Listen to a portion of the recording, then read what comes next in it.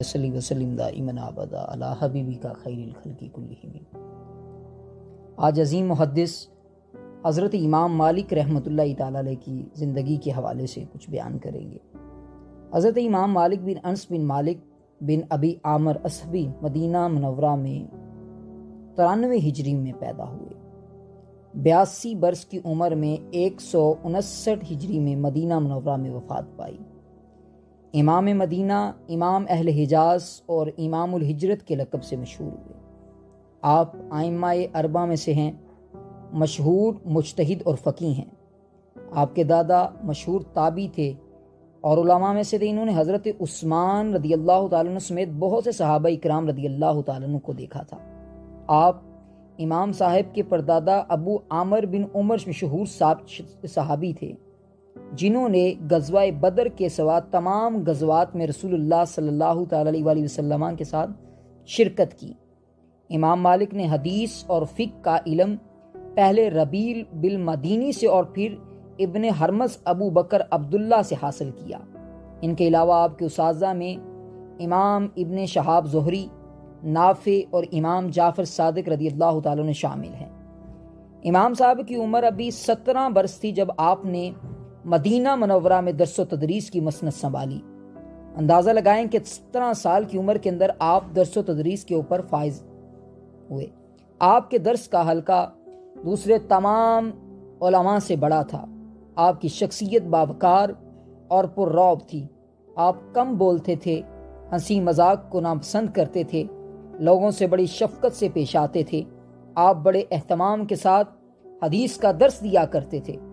پہلے غسل کرتے، صاف ستھرا لباس پہنتے، خوشبو لگاتے اور پھر درس کی مسند پر تشریف فرما ہوتے تھے۔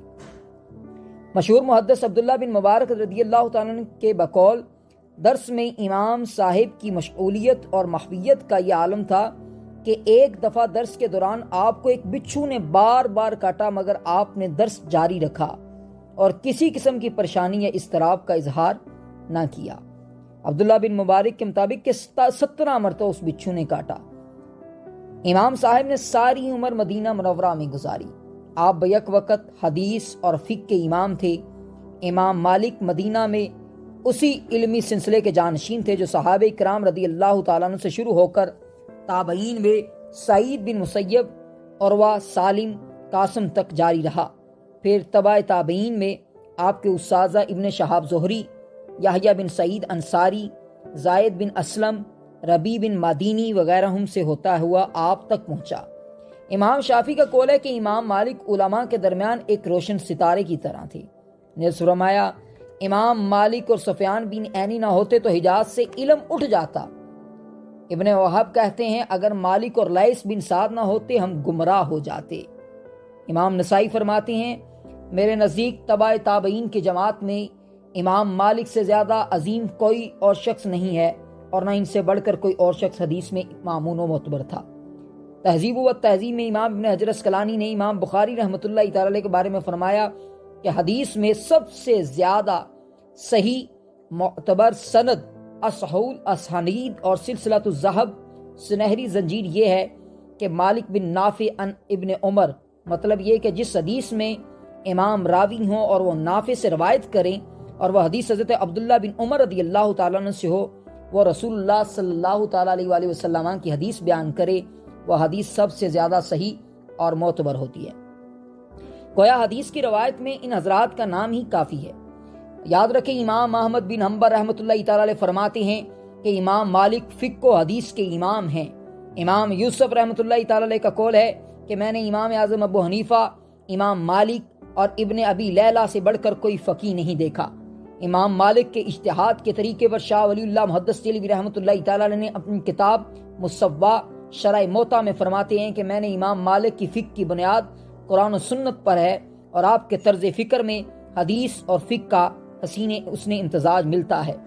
حضرت امام مالک رحمۃ اللہ تعالیٰ نے دین کے آسن انداز میں خدمت کی، جہاں آپ نے درس و تدریس، دعوت تبلیغ، وعظ و نصیحت کے ذریعے توحید و رسالت کے روشنی کے ذریعے امت مسلمہ کے قلوب کو منور کیا، وہاں آپ نے قلبی انداز میں بھی قیامت تک آنے والی نسلوں کے لیے اپنے علوم کو جمع کر کر تصنیف کا کام بھی کیا۔ آپ کے اس عظیم کام کو اس شاہکار موتا امام مالک سے ہے، جس کی قدر و قیمت کا اندازہ علماء اور محدثین ہی لگا سکتے ہیں کہ موتا امام مالک علم حدیث پر لکھی جانے والی سب سے پہلی باقاعدہ کتاب ہے جو آج امت مسلمہ کے لیے پاس سے وجود ہے۔ چونکہ موتا علم حدیث پر پہلی باقاعدہ کتاب ہے، اس لیے اسے بہت شہرت حاصل ہوئی۔ اس کے بے شمار شرح لکھی گئی۔ شاہ ولی اللہ محدث دہلوی نے موتا کی 2 شرح لکھی، جن میں سے ایک کا نام المصوّع ہے جو عربی میں، اور دوسری المصفّہ جو فارسی میں ہے۔ موتا کی تفسیریں 100 شرح لکھی گئی اور اس کے تراجم انگریزی سمیت کئی دوسری زبانوں میں ہو چکے ہیں۔ کتاب یہ یاد رکھے، کتاب سادہ رہے گی کب تک؟ کبھی تو سادہ یہ حقیقت میں یہ ان لوگوں کے لیے لمحہ فکریہ ہے کہ ہمارے اکابرین نے کس انداز کے ساتھ علم کی خدمت کی۔ اور میں لاسٹ پہ یہی جملہ کہوں گا کہ اللہ تعالی ہمیں اپنے اکابرین کے نقش قدم پر چلنے کی توفیق عطا فرمائے۔